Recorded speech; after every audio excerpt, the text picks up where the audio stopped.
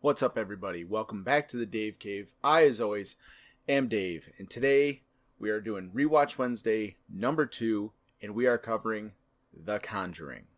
The Conjuring is directed by James Wan, stars Patrick Wilson, Vera Farmiga, Lily Taylor, and Ron Livingston.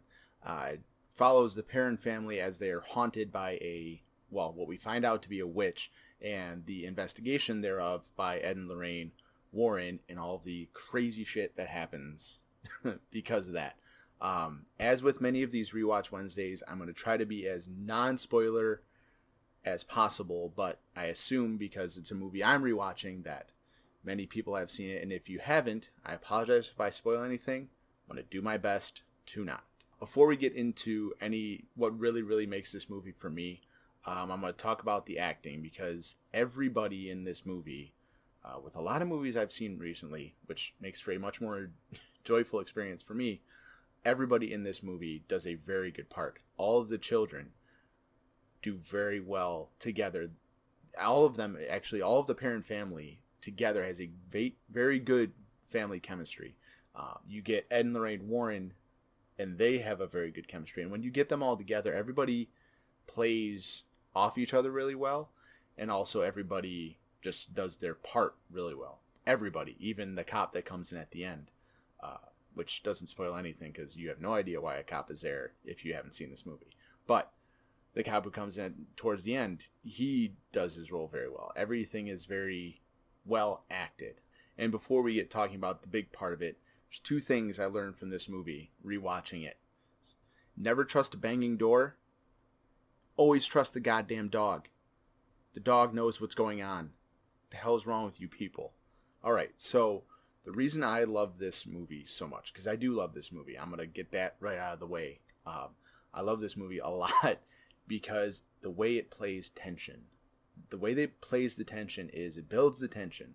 This movie is always building tension. From the very first second where you meet Annabelle and then you hear her story, from there on out, either the story has just let you down from tension and rebuilding it, or it's building tension. There's almost always a building of tension in this movie. If it's the music or lack thereof, if it's a recurring item in the movie or a recurring plot device like hide and clap or the music box, you get a very intense sense of dread as you go through the story, because even when there's moments of levity, the moments of levity don't last long and they go right in, like the morning after with the pancakes and all that, and then doing the laundry and the sheet scene that hits the form, and that scene still gets me every time. And another reason I like this movie so much is I have seen this movie countless times since it's come out. I really couldn't put a number on it, but even watching it again, it still gets me. There's still scenes where, take it for what it's worth, I'm sitting there just, I know it's coming. I know the scare is coming. I know the jump is coming. I know the break of the tension is coming, but it still gets me. And that's why this movie is just so well done and just, it's just so good. And also when I was rewatching this movie, it was very interesting. I think since the last time I've seen it, which actually has been a while, it appears, I've become a parent, and there are a lot of parental heartstrings that get pulled in this movie. You get just pretty much everything that's happening with the kids, but then the apology that is given to one of the kids was so heart-wrenching for me, because I cannot imagine the guilt that you would feel if you went through all this with one of your kids. I shudder to think about it. I was not in tears, but they were welling up. They were there. And that wasn't the case the 20 other times I've seen this movie. And going back to talking about tension for a second, what I love so much about this movie, and I really realized it this time around, was when Lily Taylor's character, Carolyn, goes to meet the Warrens and find the Warrens. They're talking about the stages of, possession and, haunting and all of that. And if you pay attention to that, that's exactly what happens to you in this movie. This movie wears you down. This movie gets you from being any kind of happy to just you're cautious of everything, which is perfect because it's a haunting movie. You feel how these people feel, that no moment is safe, that every moment stuff is going to go sideways, and you're going to get your hair pulled, you're going to get your foot pulled, that something's going to happen to you.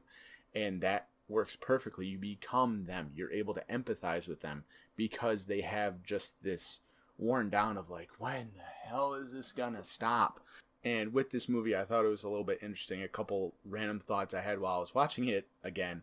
One, Patrick Wilson reading Latin sounds a hell of a lot like Chucky doing voodoo. Go watch that again. I doubt you'll be able to unhear it.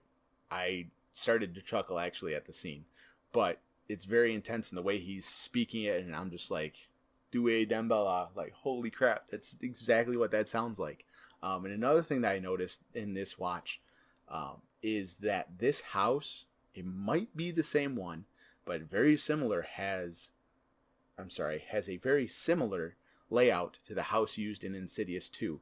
You come downstairs, you got the room to the left, which I think the piano is in Insidious, and then the left where, there's the long living room. So that might be the same. I'd be very curious. It's the same guy. I wouldn't be surprised at all. So to wrap up this little rewatch Wednesday number 2, I of course recommend this movie. I love this movie. This movie scares the shit out of me every time I watch it. And if you know anybody that hasn't seen this movie, or you haven't seen this movie, you like haunting movies, you like possession movies, anything like that, go rent that this weekend. Go rent that and have a hell of a time snuggling up on your couch, because this movie is going to scare the shit out of you. Like, it scares the shit out of me all the time, and I love it. It's such a good trip to go on. I almost had my random recommendation of the day today be to not watch this movie alone in a dark house, because I was even in my mind a little bit after I watched this, trying to go to bed. So, but that is not my random recommendation of the day. My random recommendation of the day today is Lindsey Sterling. She's a violinist. She kicks all kinds of ass. More specifically, her song Shatter Me with Lizzie Hale from Hailstorm. Go listen to that. You know what? I'm going to put a link to that, just their music video for that, down below, because you guys got to hear it. I love the hell out of those women. They kick all kinds of ass. And if you have a suggestion for a random recommendation of the day, item, thing, activity, whatever, that you would like me to look into to possibly be a random recommendation for the day going forward, let me know in the comments below. Let me know on Twitter. I'll look into it, and if I like it, obviously I'll recommend it. All right, that's going to do it for me today. If you enjoyed this little Rewatch Wednesday review, I got more coming. I'm doing one every month until who knows when. So don't forget to hit that like and the subscribe button. Got a lot more coming, plus other reviews. Got some ranking videos coming up, so be on the lookout for those. Thank you so much, as always, for stopping by the Dave Cave. Take care.